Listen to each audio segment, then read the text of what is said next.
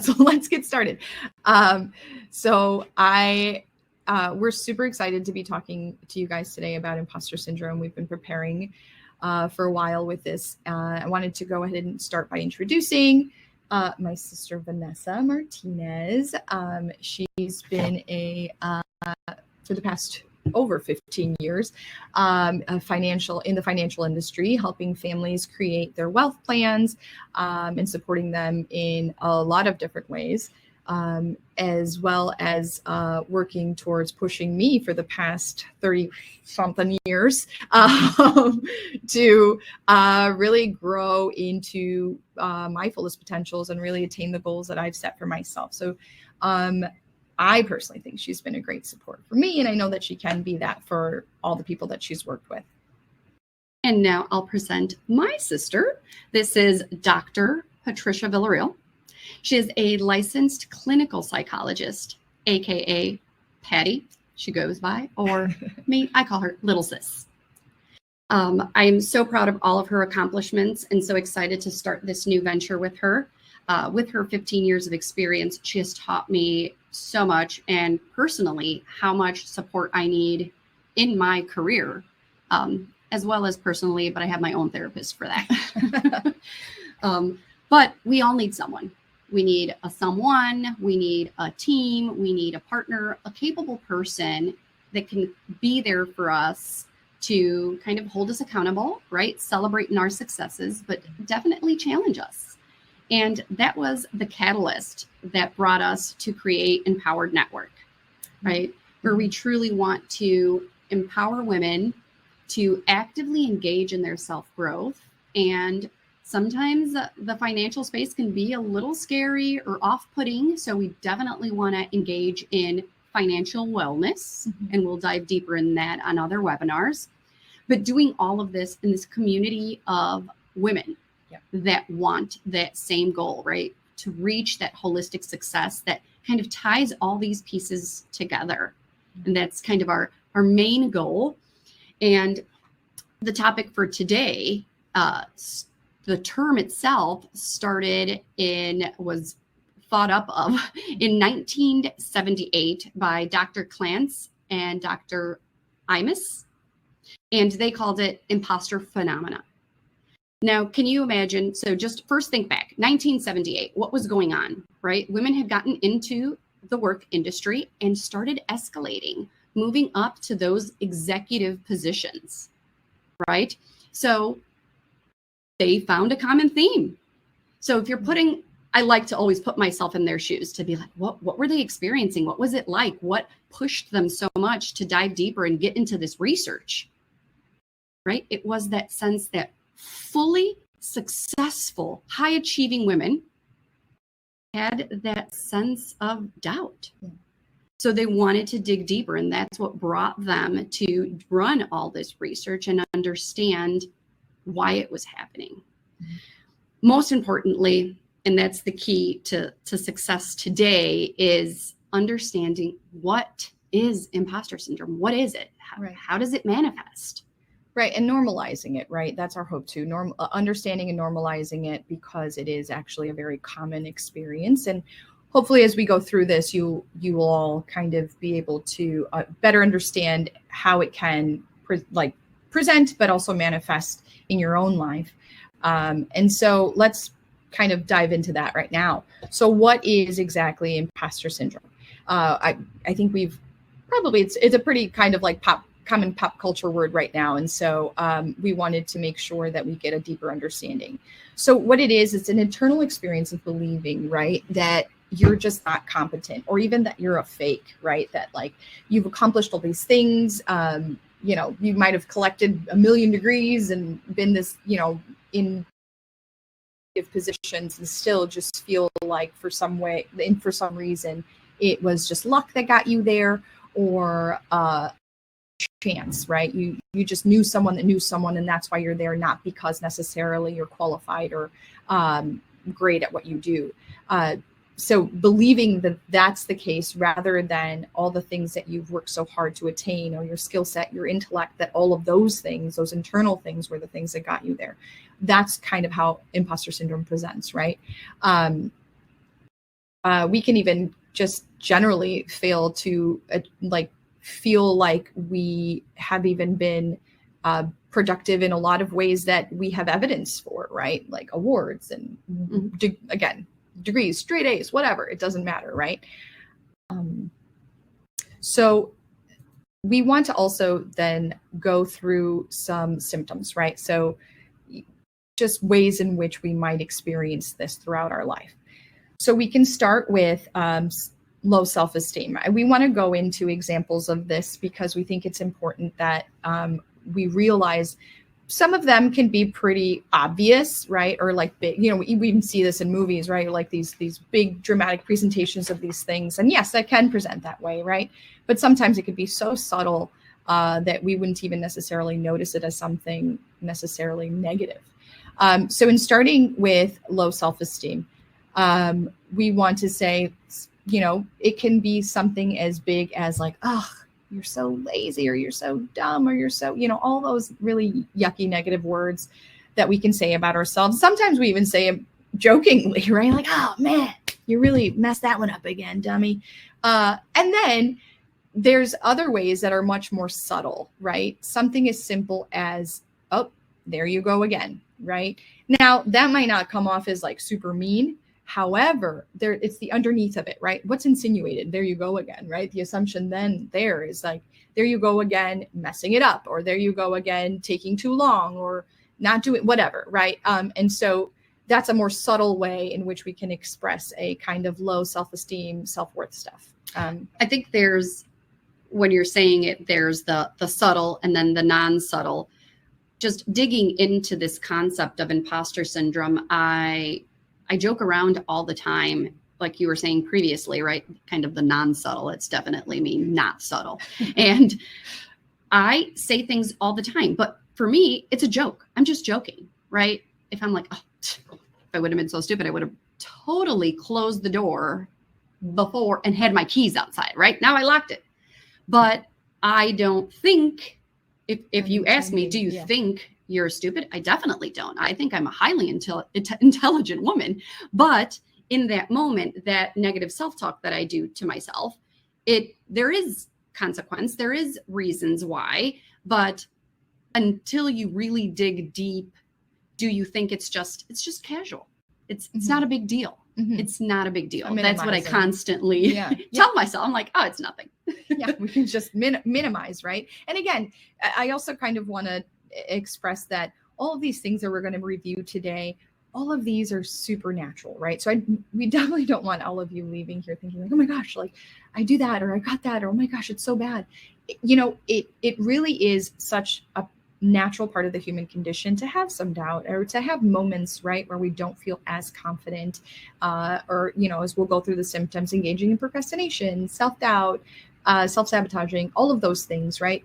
And so we also kind of want to lay the caveat out there that that's not all bad, right? Where we want to help is when it does become kind of detrimental to our continued progress towards our set goals, right? There's no one way to do any of this. And so we just kind of want to shed light on some of these things in case this is something that is impacting you on a higher level and really getting in the way for you. Definitely adding that sentence in there was for people like me. I'm a checklist person. So I look at this list, right? If I were a listener, I'd be like, okay, imposter syndrome symptoms. I've got 2. Winning. I don't have all 5, right? That's just the way my brain works. But it's so nice to listen to those, that winning doesn't mean I have 2 instead of 5, or I have 5 that's bad, or I only have 1. Is that bad, or is that really good? Right? I love the fact talking through this and saying it's not bad or good. It just is. It just is. Right. And then that's just that. It's kind of understanding ourselves better is the goal, right? And then acceptance of wherever we are, because when we can have acceptance of wherever we are, then that's the only place we can create change is now, right? And so the better we're understanding ourselves at any given moment, then the more power we have to create the change we want for ourselves. Moving on, sorry, Vanessa mentioned negative self-talk, right? That she is engaging in that, right? So all of these will also overlap. They're different, but will overlap, right? They're kind of, they like to play together. So the negative self-talk, right? All of that, again, I guess we kind of got into these pieces of kind of making up reasons for why we might not be like good enough for something, right? It's, go ahead. I was just going to say it leans. So the self-sabotage was a difficult one for me to fully dig deep and understand. And doing some research, there was a story about a family and how the daughter knew that her father had made $75,000 a year. And this came up after digging deep. Her question to her therapist originally is, I don't know why I don't get promotions. I don't understand why I don't grow in my career. I don't know what's happening. And as they peeled back the onion, as you state all the time, she loves onions. I do. And also. So how, if you peel back the first layer, it's for promotions. Do you ever take the promotions that are given to you? Do you ever go above and beyond? Do you ever? So as the questions get asked and in understanding the why not, they found out that her reasoning was she was doing actions that would self-sabotage her on not progressing over her father. She wanted to make sure subconsciously that she didn't want to make over 75,000. So kind of these beliefs that are formed are those pieces that create these actions that you don't intentionally do. I guess that's what makes it so difficult. It's not on purpose. Right. No. And it could be our history in action in the present, right? Like whatever has impacted us. And for all of us, it's different, right? It's so unique for each of us that we can unknowingly be impacted by something, again, could be a big something that happened to us, could be small somethings over the course of our lives, things that were communicated or not communicated about. All of these things impact how we've made meaning of ourselves and the world. And then we then develop these ways of engaging, the ways in which we define ourselves and who we can become, right? And that's the negative self-talk pieces that come into play. Is sometimes we hold some of these things.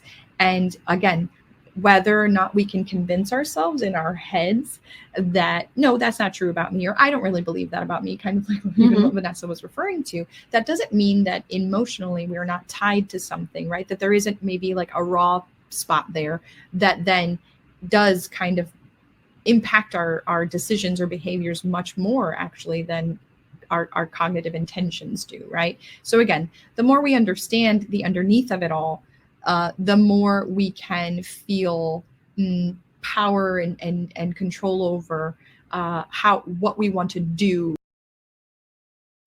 with our choices and our life. And so Vanessa was talking about the self-sabotaging piece, and some of that can really present itself in, again, like seemingly really productive ways, right? Almost kind of like taking on way too much work, right? And not saying no, right? Or having trouble saying no. Because if you say no, that's going to not look great. And we're already kind of battling, like, how am I perceived, right? Or am I going to be perceived as what my own kind of fears are of, like, not working hard enough, or not being smart enough, good enough, whatever. And so we can take on all of these things that ultimately actually impact the quality of our work, right? Like if I've got 10 things, but I know that I really only have time for like 5, then that's self-sabotaging myself, because it's not going to be great. And then what's going to happen? Maybe those 10 things roll out, and then all of a sudden my feedback is just like, lukewarm, mediocre, like, oh, great, thanks, but no big like, whoa, that's amazing, or like, yeah, let's launch this project, whatever. And then we don't see how some of our active behaviors kind of lead to these kind of like reinforcing whatever negative kind of self thoughts we have or beliefs we have, right, about ourselves and our ability to succeed. As I mentioned, self-sabotaging is a more active, let's say, symptom, right? It's things that we do that then create kind of information that we get about ourselves. The next one, self-doubt, is one that's kind of more passive, right? For instance, that could look like not taking on a project because you're not sure that you have what it takes, even though you might actually be an expert. For me, it took forever to, and it still makes me a little cringy when I'm just like, yeah, I'm an expert in psychological issues, right? Like I've got a lot of degrees, a lot of hard work, a lot of like lived experiences in doing this, and that's true about me, and that's something that's hard for me to say out loud sometimes. Again, a little cringy, but those are the things that we're talking about, right? And so, or an example, like maybe there's a manager kind of like setting out projects, and there's something that you really want to do, or you really know you want to do, and you even kind of, sometimes happens to me, like my heart will start racing, and I'm like, raise your hand like, you're going to do so good at this, and then I don't, and then I miss that opportunity to be able to feel competent and successful and show it, right? I think they've seen many cases of those, and they've put men and women in a room and asked the similar questions, where they'll be in a conference room and men will raise their hand. They're the first ones to be like, oh, I know the answer. And it might be, as a woman, you're like, I think I know, but I'm not 100%. So I'm not going to answer the question. I'm not going to raise my hand even. I'm not even going to give myself the opportunity to answer. Right. And it's okay to be wrong, because guess who's wrong? The man who just answered that question. The impulsive answer. But it doesn't make them wrong. The answer is wrong, but they're just giving it a shot, right? They asked a question, who thinks this, and they're ready to give their opinion, right? So it's more kind of taking that step to know that regardless, you have it in you. Yeah. And this self-doubt is the one that causes you to keep your hand down. Right. It doesn't let you really believe that of yourself. Yep. So the next symptom we kind of wanted to highlight, this is not an exhaustive list, of course, but just kind of some of the main ones that we'll see. This next one is procrastination. I'm a fan of this one. Longtime member of the Procrastination Club. So what is procrastination? A lot of people don't know that procrastination goes hand in hand with anxiety and just worry. So like I said, all of these symptoms kind of intertwine, but the procrastination, what leads us to procrastinate, right, is that like the low self-esteem, or feeling like we're not good enough, the self-doubt, right, that negative self-talk, right? It's just kind of this ball. It keeps getting bigger and bigger and bigger. You've got this deadline on this project, and you're just like, the fear of like not performing well enough, or for whatever reason, this task feels daunting, right? And sometimes we're like, I'm not really worried about it, but there's something there if we're procrastinating, right? It's just, we prolong it as long as we can to almost create this sense of power and control, because now it's last minute. I know I'm going to have to work on it. I maybe pull an all-nighter, and then all of a sudden it's in. And at the end of the day, what that allows us space for is to be like, well, if it's not the best, it's okay, because, well, I like banged it out in 4 hours. I didn't, so it's okay if I don't get great reviews. And that obviously then kind of feeds. And if we do get negative reviews, kind of like, why'd you wait so long? You did it again, right? Like, there you go again, right? Some of that same kind of dialogue, and it just kind of feeds that and continues to kind of loop us in this cycle. I think listening to the symptoms and getting a brief description of them takes us to a certain level, but truly going into how these symptoms manifest will dive so much deeper. Mm-hmm. So I want to get to that. But before I do that, let's have a little bit of participation, and we are going to run a quick poll on which of these have you been most impacted by. You can pick more than one. So if you can quickly or scroll over one of these, a couple of these, or whatever you feel has impacted you. And then we can see these results. It will be anonymous, though. Yes. Just so you know, don't feel shy about picking all the ones that make sense for you. So take your time. There's definitely a few of us that will have more than one answer. And that's okay.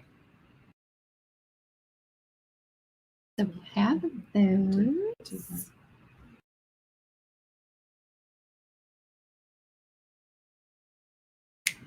Procrastination Club.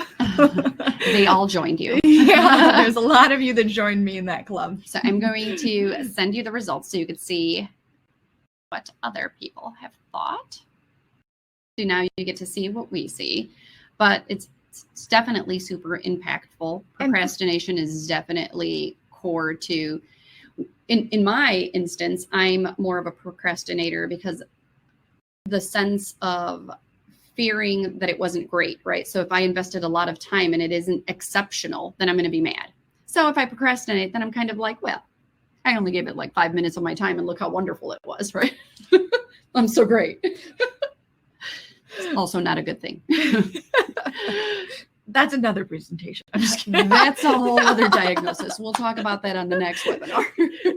But really, we can see here is it's pretty evenly distributed across these, and that's normal because it kind of takes it all. It takes all of them to kind of they load into each other, right? And so that's not a strange kind of layout of results.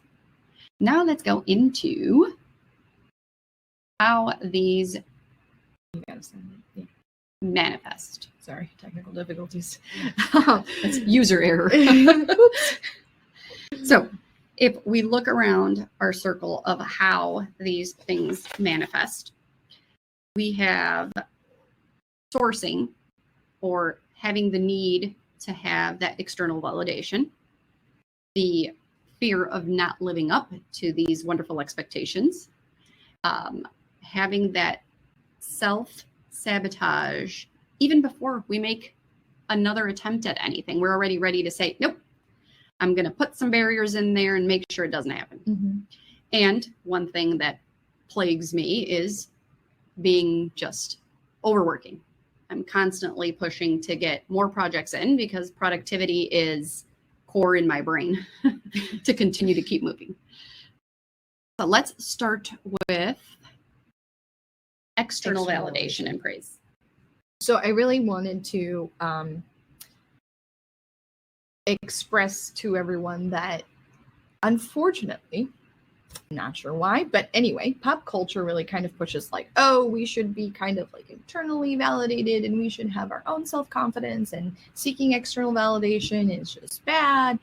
It's not. It's so essential. It's so essential for us to feel successful, for us to grow, to understand ourselves better.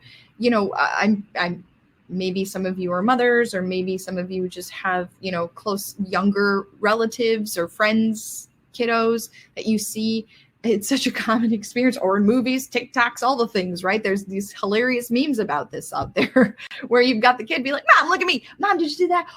Mom, don't stop looking, right? Like, what is that about? That's about seeking someone outside of you to kind of help you see yourself, right? Almost like holding a mirror and being like, whoa, that's so great. And helping you build up that internal confidence, right? This is how we build up internal confidence, is by getting feedback about those things. Hey, oh, I'm super great at math. Like, oh, how do you know that? We've gotten grades all our life that have communicated to us, or performance evaluations that have communicated to us, you're really great at this, right? And that is external validation that helps us guide ourselves, right? So this is not a negative thing. It's actually essential to receive genuine, authentic praise and validation. I think too many leaders out there have the feeling, or they're told that they need to deliver this message, like, oh, that team of yours, they need it. So make sure you do it every single day, right? Not knowing that that's truly not it, right? Because then they're putting it as a completely negative thing to give and to receive, which is exactly what Patty's talking about right now. It's not. I mean, even some of us might want it a little more than others, but of course, who wouldn't love to hear, oh my goodness, I love to hear it all the time, right? Your hair, it's so beautiful. I love it, right? I love it. I love it when you tell me that. If you'd like to put that in the comments right now, feel free. Yes, please do so. But there are different areas in our life, right? Work, life, spiritual, wherever it may be, that it is nice to hear those, and it's okay to want to hear those. Mm-hmm. But having both on this call, if you're a leader or if you're an employee, right, depending on where you're at, are you receiving, are you giving, which one? One of the main pieces, and that's the first bullet point on here, making sure that if you're giving it, it has to be authentic, right? I'm sure all of us have had that boss that walks into the office every morning saying, high five. You're like, on what? Drinking my coffee? I mean, why are you high-fiving me Haven't so done early anything. Not yet, man. Not yet. Give me about 15 minutes and I'll, knock your socks off. But when it is inauthentic, then it's useless, right? Well, it becomes invaluable, right? And then we can't gauge whether or not that's someone whose feedback is even real, I guess, right? And so then it's not a source for us to really grow from, which is where external validation is meaningful. Now, thank you for the hair comment. I appreciate it. But where it can become detrimental to us, or kind of like a stumbling block, let's say, is when we over rely on it in order for us to feel any sort of success, right? So for instance, do a presentation, you're just like, ooh, how'd that go? You get the feedback, oh, it was great, excellent. But then like you have some nagging feeling, right? Or this kind of like, no, it wasn't great. I did too much of this or too little of that. And then you go around asking everybody. And despite all this positive feedback, the only moment that you can hold it is when you're hearing it. And then you keep on kind of needing more and more, right? Like kind of searching for the negative. You keep asking like the next person. Like it can't convince you. Can't like, nah, you're lying to me. Yeah. Mom, you just think I'm beautiful because you're my mom. You have to tell me that, right? Stuff like that. And so stuff where we kind of push away evidence that is being given to us. And then therefore, unfortunately, kind of like need it kind of more consistently. That's when like there's something underneath that, right? Like what is it that might be kind of stirring you up? I think that's something there to kind of unpack a bit more. Ooh, this one's a big one too, right? So the fear of not living up to expectations. Whose expectations? Right. Yours, mine, the world's. Right. There's so many different expectations. Well, right. So a lot of what I talk about with patients is also the difference between setting idealistic expectations versus realistic expectations, right? The piece to that, and there's some kind of like perfectionism that kind of creates a stumbling block for us here as well, right? Setting idealistic goals, the trouble with them is that they're not really attainable, right? Like, oh, I'm going to do all this stuff in like, right? Like I know I work with a lot of people who are like, oh, I've got these 20 things on my to-do list for today. I'm going to crush it. And I'm like, well, that's not realistic to accomplish in one day, right? And helping people understand that if we set these idealistic goals that are not realistic to achieve, what we're really doing is setting ourselves up to feel like we failed, right? And again, that in and of itself is kind of like a self-sabotaging experience that then feeds our negative self-talk about like, look at, you've only accomplished 2 of your 10 things today. And like, this is what the problem is. And we get into that cycle of like kind of this negative feedback loop, it's called, where we do something, we can't do it. All of a sudden that leads into this cycle of kind of beating ourselves up about it or talking negatively about ourselves, and then loops us right back into this thing where I can only be good if I reach this goal. That's not great for us. But I agree that the comment is everyone's expectations, right? It's already bad enough for specifically a person like me. I set such high expectations for myself and for others. And that means I also feel like I need to, or I create them in my own mind. Maybe I have an expectation that I believe, that doesn't mean I know, right? I believe that my sister has a certain expectation of me. So I'm going to try to live up to this expectation that I think she has set for me. Mm-hmm. So that kind of goes to it as well. Are we truly thinking they've set this expectation, or are we creating this expectation ourselves? Well, right. Both. Yeah. Right? Both things are true. Yes. Yes. The answer And is yes. yes. And is my favorite phrase. Because both things can be true. Not to go too far on a tangent here, but let's talk about like women in the workplace and the expectations of being high achieving, but being kind and polite. Don't be too aggressive, but be aggressive, and don't right, like these conflicting things, right? Yeah. And also be amazing in your home life, whatever that kind of involves, and do it with a smile. Oh God, right? Like there's all of these things and expectations that are put on us, right, by society that are very real expectations that are kind of bullshit. And you know, Beep. yeah, Sorry, oops. that was a delay. Someone forgot to beep. And then at the same time, still do impact us, even if we know in our heads that those are not fair, not just, unrealistic. It still does push us in a way that maybe isn't the best for our personal success, right?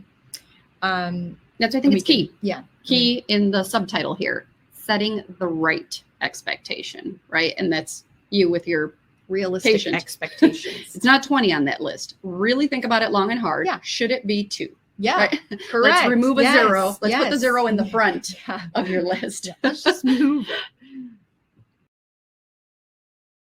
All right. Another way in which imposter syndrome can manifest is overworking yourself. Why is this bad, and how does this lead to imposter syndrome?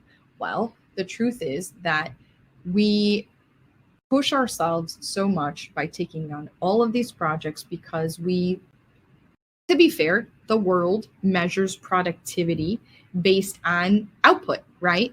How much can you fill that cup? How much can you do, right? Measurable outcomes, which, are meaningful. And also, sometimes we have to understand that pacing is essential in order for us to maintain a certain level of success and satisfaction. Oh my gosh, let's be happy with work. What?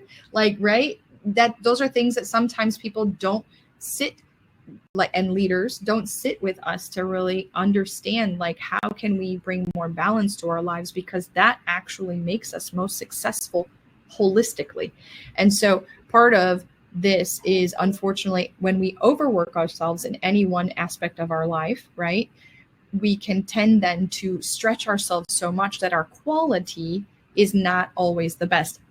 Or we push ourselves so hard so that our quality is always on point to, in this realm of our life, that in other realms of our lives, we're not even accessible, or just like totally spent and can't talk to our partners when we get home, right? Or if we do have children, are not necessarily engaging on the level that we want to engage with them, and then feel guilt or negative self-talk or low self-esteem about those parts of our lives, right?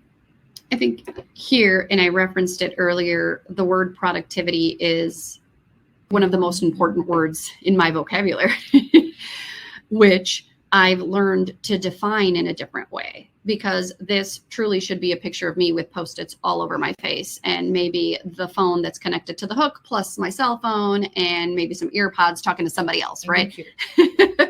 So I love to be active. That's true.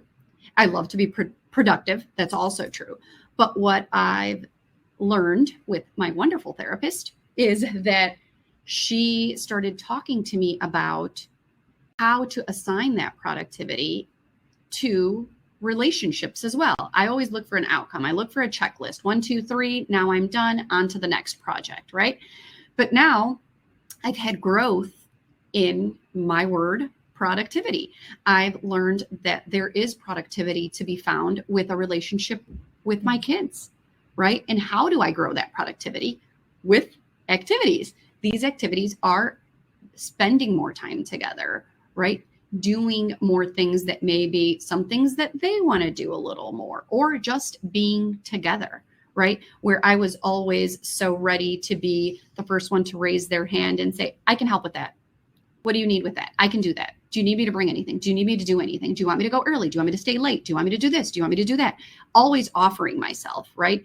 And when you become that person, then it goes back to the comment, right? Then it's expected. Now it's the expectation. But these are all, it's kind of, it's a cycle.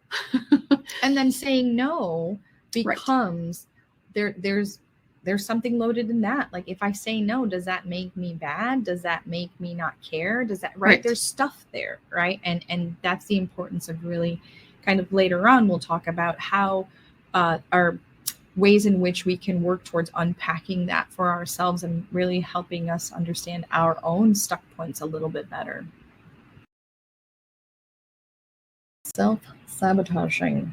We kind of talked about this a bit already, and so we won't dive into it too much more, I suppose. But I think that it's just really important to understand how these are active kind of choices we make that don't always lead us to our intended goal, right?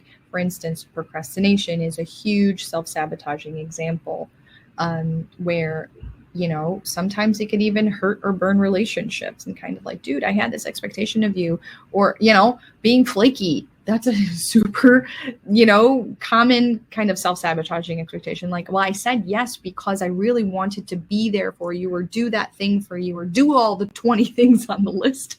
But the truth was that I probably shouldn't have done that, but I felt some kind of way if I said no, or stepped aside, or chose not to do that way. And so that's an important piece for us to be able to really kind of highlight for ourselves, that, again, it could be in the subtlest ways that we really engage in some of the self-sabotaging that kind of then cycles all of our kind of more internal narrative about these feeling successful or not feeling successful. I'm a visual learner, hence the picture. If you really unpack self-sabotaging, looking at that picture is the answer, right? That is exactly what it is. You're fighting against yourself. Mm-hmm. But most importantly is coming to the conclusion that you're doing that. I think that's what's important, because it is so subtle in some instances that you don't realize you're doing it. No, right? So that's the need of having kind of someone outside of the box to shed some light and show you, hey, just so you know, I've seen these things happening, and I think this is what's going on. Don't know why, but this is what I see as a result of. Ideally, right? And I think I know in my experience, right, with my patients and just generally with supervising and all of that, the truth is that part of that, it's so much easier when someone, a therapist, a supervisor, a manager, is on the outside looking in. It's easy to be an editor, right? Or a highlighter is what I call it, right? Kind of like, okay, you're saying all of this stuff, but you're getting stuck here. Like, this doesn't make sense to me. It doesn't match for you to get to where you need to go, or why are you still beating yourself up about that then, right? And those are the pieces that once we say them out loud, write them down, in some way put it out in the world where you can kind of see it, hear it for yourself, and be able to kind of work it better, where we can be able to kind of own some more of that power around it. So now we're going to have you guys join one more time. So listening through the symptoms and how they manifest, take a minute and look at this poll. What sources of support best you think would help you, right? Is it having more positive feedback on performance, or having an open environment to discuss these challenges, a coach or a mentor, or mental health services? If you just look at these 4 answers, take a minute, click on the box that you feel which one would best help you. Or has been beneficial if you have engaged in any of these, right? Which ones have you found to be beneficial? Okay, we have a blend, which is quite nice. I'm going to send the results so everyone can see them. We have a pretty even distribution with the positive feedback, coaching and mentorship. Awesome. Open environment to discuss challenges, and then mental health. Yeah, awesome. Sorry, I was refreshing, giving a minute for everyone else to finish answering. I didn't know that was I was a little option. quick. Of course, it's me. Right. Too quick, too fast, Jump too fast, the gun. Vanessa. Okay. Oh, even more so. More See, even. as we're going through. Okay, wonderful. Now we're going to show what some research has provided as results for this exact same question.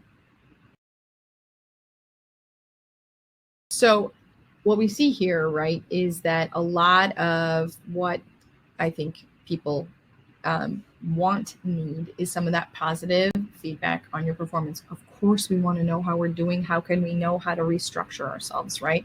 The open environment to discuss challenges and open, like feeling safe enough to do that.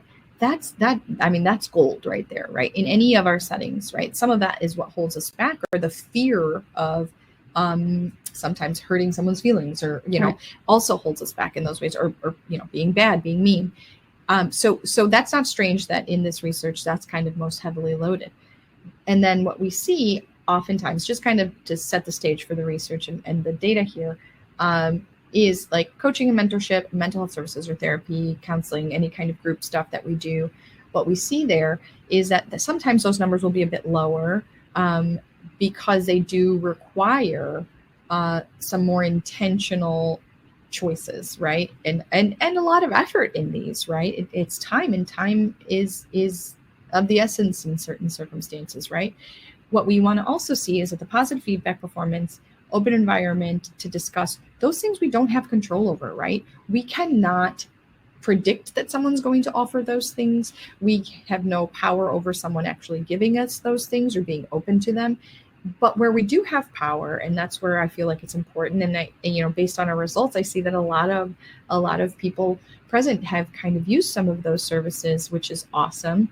But the coaching and mentorship or therapeutic services, mental health services, those are spaces in which you can receive those other two, but we have to really put in the work. And I think that those are the important pieces that we have to understand, why this might be a little lower loaded is because unfortunately there is kind of sometimes stigma around receiving mental health services. And I think we need to do away with that in order for us to be able to kind of reach our best selves. Obviously I'm biased, but I think that that's just real. We all kind of need support. And sometimes we don't get it, or it's not built in. So we should seek it out, right? I think for those on the call that do manage a team, look at these results, because if you are someone that can control those to the left, right, the positive feedback and performance and that open environment to discuss the challenges, it's allowing you to give them that opportunity to talk about them. Sometimes as a manager, we're so caught up in everything else in the day-to-day that we forget it's sometimes just a space to listen, right? And truly, truly be an active listener and take action on what is talked about in the meeting. So if you are a leader on this call, definitely listen to those things. But even as a leader myself, I need those to the right as well, right? I need a little bit of everything. Oh, yeah. But it's good to have these statistics, one, just for perspective on the research, and two, just on the listeners today, right? Their results. So it's important to have, I guess, this is just more knowledge, right? It's results. Yeah. Just more information to put in our bucket. We got a comment that, 100% agree with some of this, with all of this stuff. And we appreciate that. And we hope that it really is hitting home for all of you, the importance of, like, we're not an island, right? We're human. It's human nature to want to connect and to want to understand ourselves in context. And this is how we get some of that. So in part of what we were talking about earlier, our goal is not just to present information, but also hopefully provide a perspective tool, some guidance about how to get to unpack some of our individual, right? Like, this is general information. We want to be able to get to a point where we can unpack this as for ourselves individually to use it productively, right?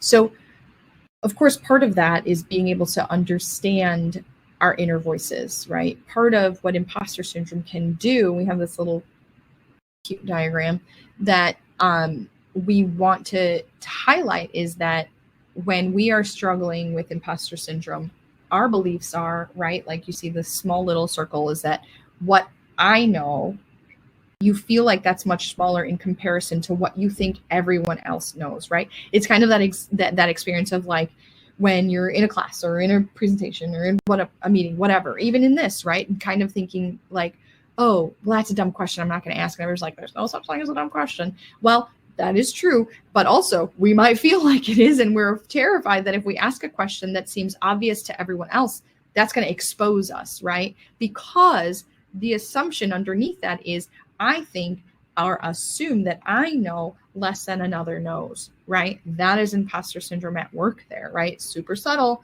but that's how it can present. The reality most often is that those things are actually more equal than we presume, right?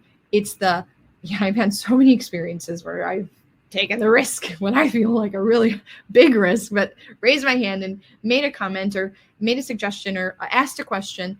And all of a sudden someone kind of whispers like, oh my God, I was thinking the same thing, right? Yeah. Thank you for them. Because I was just like, you know, I feel so exposed, so raw. That's what I call my real private parts, right? When I'm just vulnerable standing there and like open to judgment, you know, it's scary. And this is kind of what's at play there. And it's super loaded in that imposter syndrome experience, right? So part of an exercise that I know it's okay if there's eye rolls, but journaling, we're going to talk about journaling. Like I'm going to say 90% or more of the time that I'm just like, have you considered journaling? Everybody's answers. So raise your hand or feel free to respond to this. Everyone's like, I'm not good at journaling. Nobody wants that book. Nobody, I know. Kind of like, I don't know what to write. And this is the truth. Journaling is not all that you think it is.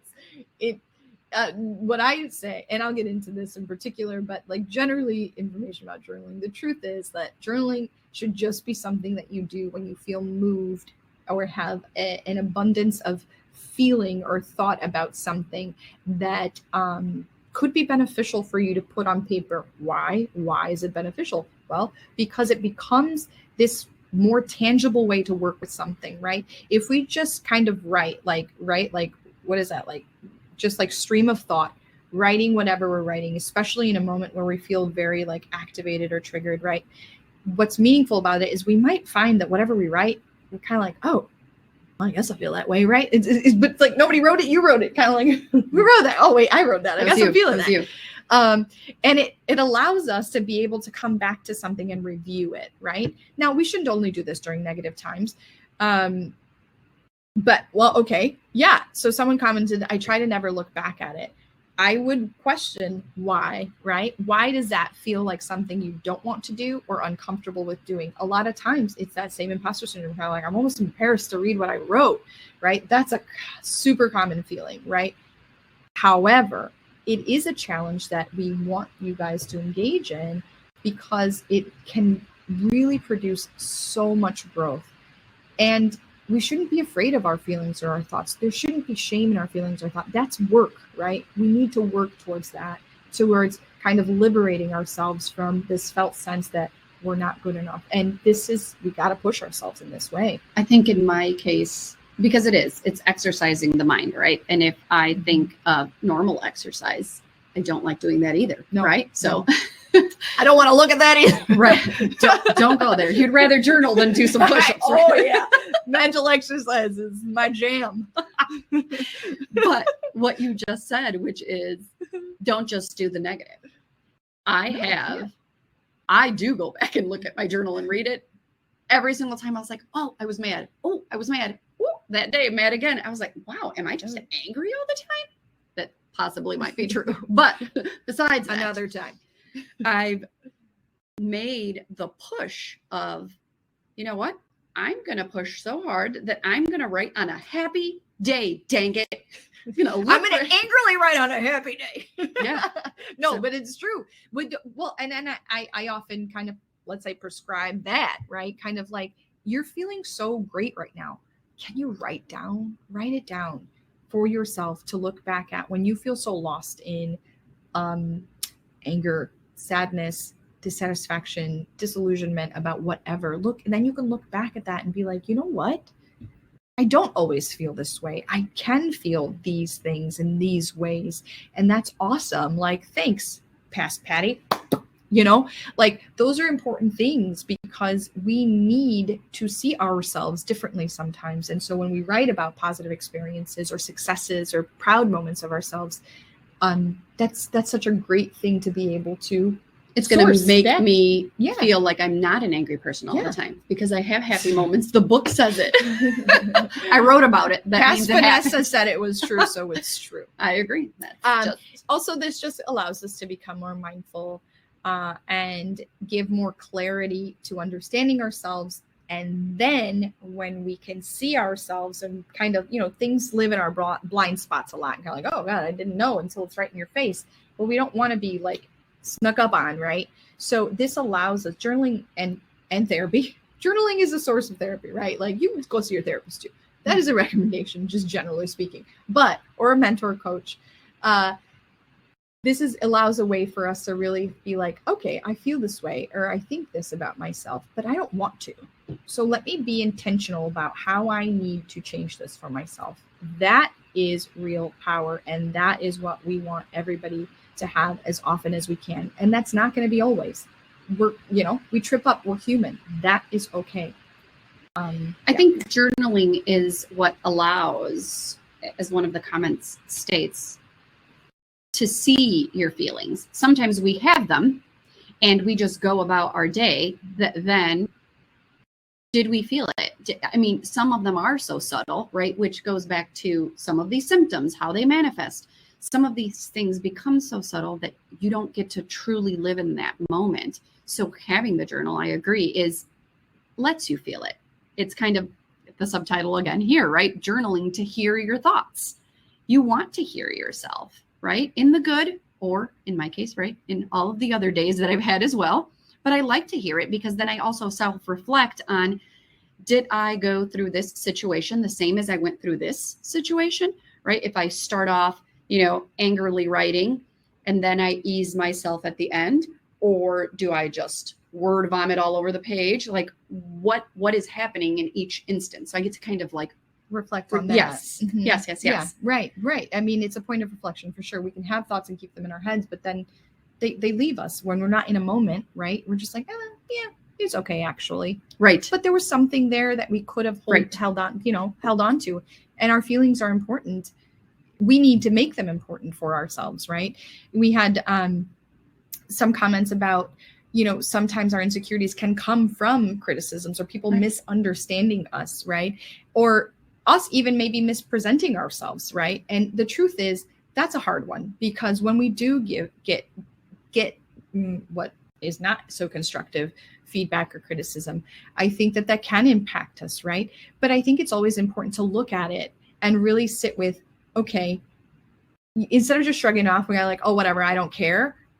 We need to really look at that, because the truth is that it can impact us even if we don't notice it, and sit with what is real about me, right? And that's what I need to hold on to the most. How do we overcome that? We have to work and process that, right? And understand that I talk about this all the time, sorry, I know we're almost out of time. Our edges are blurry. That's what I say, right? Like we all have blurry edges, and we interact with each other all the time, right? With our boss, our partners, our friends, our blah, blah, blah, blah, right? And what's hard and gets blurry is understanding where we end and where the other begins. And sometimes people will put on us some of their own insecurities, right? Because of them not doing the work too, right? And this is why it's so important. We can't hold other people accountable for them, but we can sit with us and be like, well, is that real, or is that just a bunch of bullshit? And what do I do with that? And how do I let that impact me, right? I think sacrifices that other people make as well, right? So if I'm the type of person that I'm like, no, I do have great work-life balance. I separate this. I make sure that I give time to this person and this person and this person. So when you don't do it, I'm going to criticize you about it, right? So sometimes it's a sense of, I wish I could have been more like you, but now I'm going to criticize you for what you're doing because I didn't get to do it, because I didn't make that decision when I could. Or like the hazing, right? Yeah. Well, I didn't get that support, so you figured it out, which drives me crazy, which why mentorship is so, I'm so passionate about that, because I think it's such crap when people feel like, well, I had to learn the hard way, or I had to bump around and figure it out. It's your turn, young one. Kind of like, what are we talking about? Right. No, let's use our knowledge. Let's use our power and put that onto the next allow that next person to get that leg up, right? Let's put our arms down, right? Let's step on my shoulder, get that boost, because there's no reason why people should be recreating the wheel just because someone doesn't want to share their perspective, right? Let's be bigger and better than that. That is power, to be able to create space for someone else and not let our ego get in the way, for sure. In that. Yeah. I agree. We could talk for days, obviously. One more comment. Actually, now we can open it up to any comments and any questions you have for the next few minutes that we have on the webinar. But I agree that just like it's your problem of the comment says that it's a problem because we don't cherish those good moments because we're so focused on the bad. That's sometimes common in a few of us. Negative self-talk. So this journaling exercise, right? I hate using the word exercise in front of it because it just makes me feel like I'm tired. But it's kind of, if we do bring it back to exercise, I think we pick the easiest exercise for us. For me, the easiest exercise physically are sit-ups. And in journaling, writing when I'm angry. Now, if I truly want to work the other muscles in my body, I need to do another physical exercise. I'll get to that someday. But for now, for journaling, I definitely need to start writing the good. There are so many good moments. And that was kind of my first journal entry, being a little vulnerable right now. When I told myself I was going to write about the good, I wrote in there about how I am being present in this moment. I'm like forcing myself as I'm writing to tell myself I did a good job. It's kind of like that TikTok video. I did a good job, and I had to repeat myself. I'm doing a good job. I really am. You know, you did it. Be happy, be proud, and just sit in this moment for 1 minute, Vanessa. You know, be happy with your accomplishments. I did it. Be still and sit in the win. Yeah. And that's okay. Yeah. Someone had commented, what if we feel kind of like afraid of facing our feelings? Yes, absolutely. It's probably why we avoid journaling, right? Mentoring, therapy, coach, because we're terrified of like, what does this mean about me? But guess what? We're so human. Really, there are usually not like original feelings. That's why I said at the very beginning, this stuff is so common. It's part of our shared human condition, right? No one is above another person in being human. And those pieces, we have to just allow ourselves to explore. Why? Why am I afraid of my feelings? What is it that feels wrong about certain feelings and not others, right? That's so powerful for us to sit with and really understand and accept that that's not bad. Do we have any more comments? No, I think that's it. It's 7:01. Oh my God. Sorry. We're fine. It's okay. You're fine. Okay. So if there's any last questions, please send them in. And of course, if there's any questions after the fact, or you didn't want to post your question here, please feel free to email us and send those out. We'd be glad to respond. Thank you, ladies, for being on today and listening and giving us your time and just trying to share some best practices and thoughts and just trying to be helpful. So we will log off. And if you do want to reach us, there's email, our website. You can text or call us if you need anything. Just reach out. And as soon as we log off, the survey will pop up. So if you get 2 minutes, it's only 3 questions, I think. If I remember correctly, it might be 4. Take those and just help us be better. Yeah, we need it. We all do. Thank you and have a great night. Thank you.